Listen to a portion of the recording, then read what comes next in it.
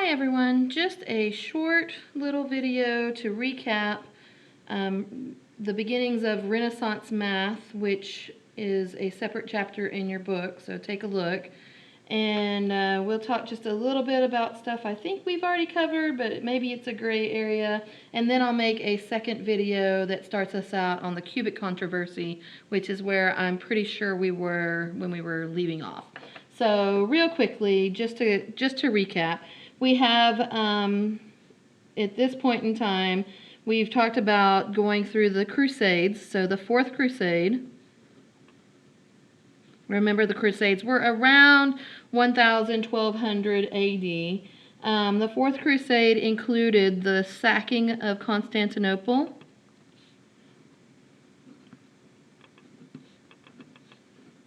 which was a really big deal.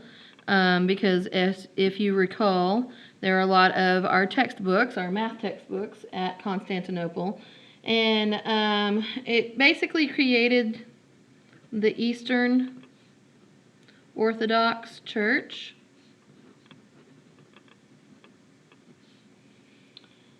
It was the splitting of the Roman Empire and really led to the demise of the Roman Empire. So we have another group. We've had the Turks that were fighting with us, with the Romans. Roman Empire. Okay, we've had the Turks, and we've had the power. We had the Muslims coming in, and they had the caliphs, if you'll remember. They were the leaders after Muhammad died.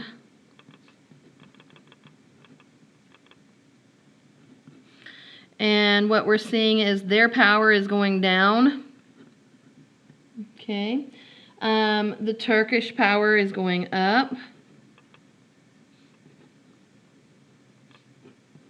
Okay, we've talked about that. And after the sacking of Constantinople, what we saw was that the Turks were awarded land, kind of as a prize,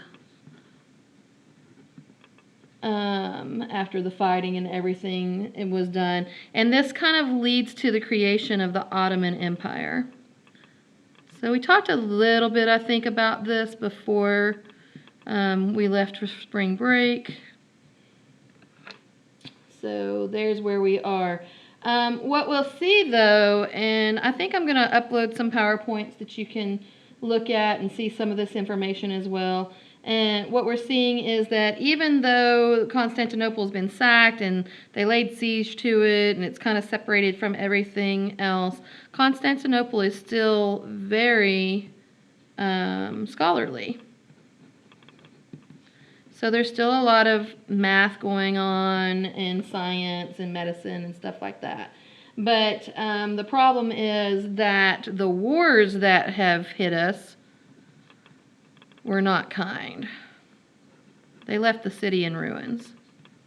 So I think we've already talked about this so that everybody's kind of aware of what's going on. In fact, we talked a bit, I think, about how the population went down because, well, people are attacking us and we don't want to live here if we're getting attacked. So that's kind of what's happening. One thing that I may not have mentioned much is that there was a leader called Mehmet II, M-E-H-M-E-T, Mehmet II, and he was in the Ottoman Empire.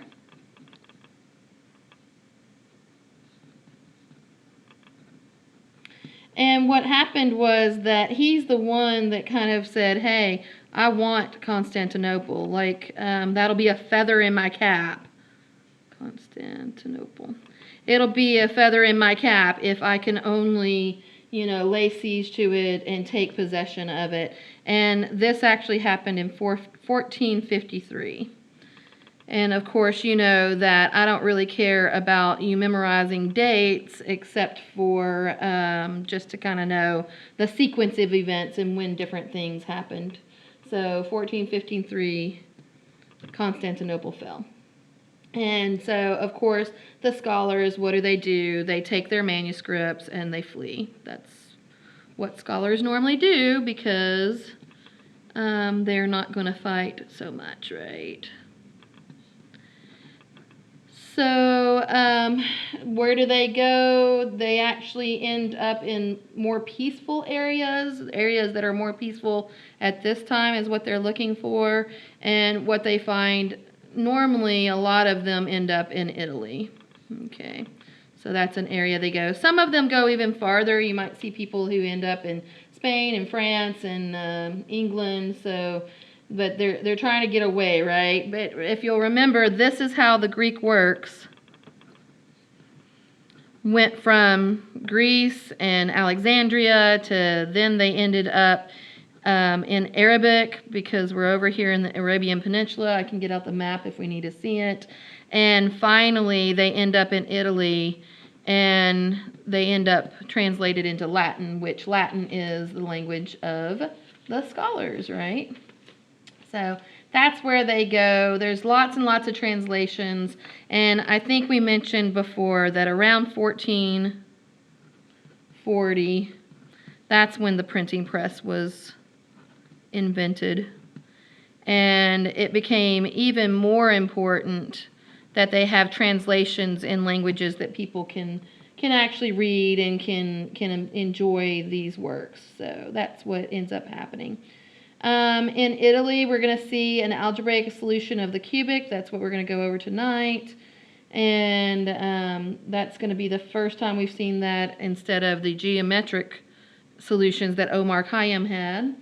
And in Toledo, Spain, different areas like that, we're going to see centers of works that take the Arabic and translate into Latin. So the translation is really, really good.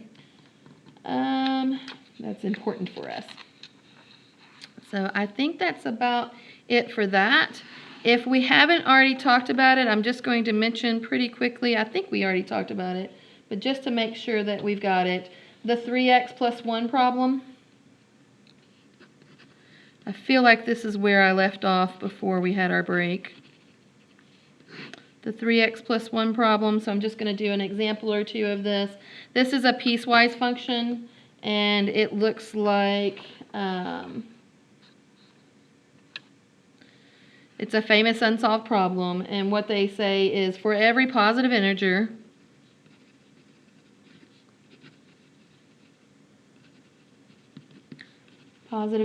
x, there exists some n such that f of n, where this is not really, it's not like a derivative f to the n. This is actually an iteration. F to the n of x is equal to 1 if you follow through on all of the iterations. F of x equals, and we use x over 2 if x is even, and 3x plus 1 if x is odd. So I think we worked some examples of this before the break, so just to make sure everybody's on board with this. I know we had some absences and I was leaving for conference and different things, so just to make sure everybody's okay with that. Just to have an example of such a thing, for instance, we can use x equals 6.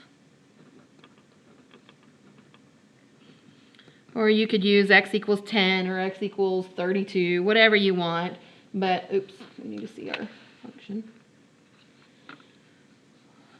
What about if x equals 6? Well, then the first iteration, f1 of 6, the first time I put 6 in, I'll put 6 into the top line here, and I'll say 6 is even, so 6 divided by 2 gives me a 3. So that's the first iteration. Now this drives people nuts sometimes, but the second iteration, whenever I put in a 6, I'm still using the 6 as where I started from, but I'm going to use the output from the first generation, or iteration. So use output as the input for next iteration. So watch out for that. So we're going to work off of the 3 because it doesn't make sense to use the 6 again, right? Because I just keep on getting a 3 over and over again. So we're going to work off the 3, but the iteration is the second iteration on the 6th. If I was just putting in a 3, it would be the first iteration on the 3. So you have to watch a little bit for this notation. Okay, so we put in the 3 in the second line because 3 is odd. So 3 times 3 is 9 plus 1 is 10.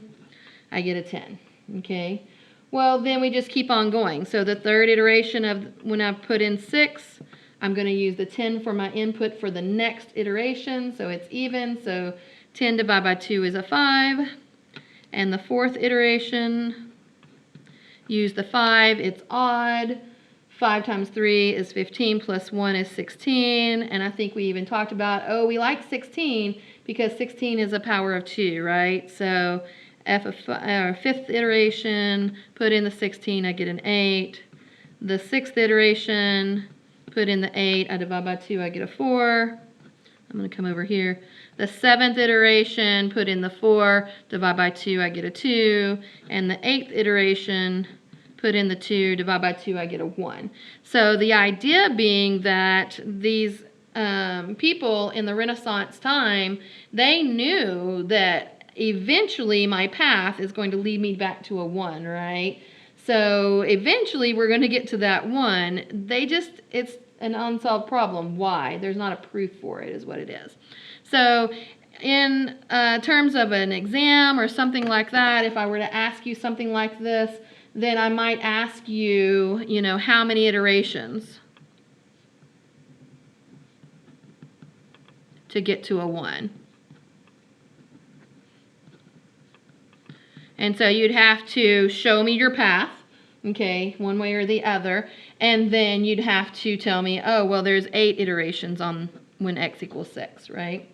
The other way that you can show the path, if you don't want to show me the individual iterations, is that you can say something like the path for 6 is equal to 3, 10, 5. Sometimes people use commas in between. I'm just putting dashes in here. So sometimes you'll see commas, that's fine. So 1, 2, 3, 4, 5, 6, 7, 8. This is my path. So what I've got is C of 6 is 8.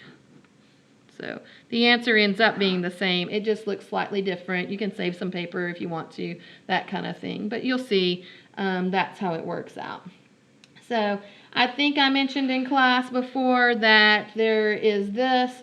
Sometimes some people would work the simpler problem, which is an x plus 1 problem instead, and what they end up seeing is basically a Fibonacci sequence. So kind of interesting. It's a recursive formula, just so that you see that as you're going forward. And now I know for sure that everybody has seen all of the notes all the way up to the cubic controversy. So I'm going to stop this video. We'll make another one where we talk about the cubic controversy, and that'll be the main content for tonight, along with some reading that I'm going to post online. All right. Thanks, guys.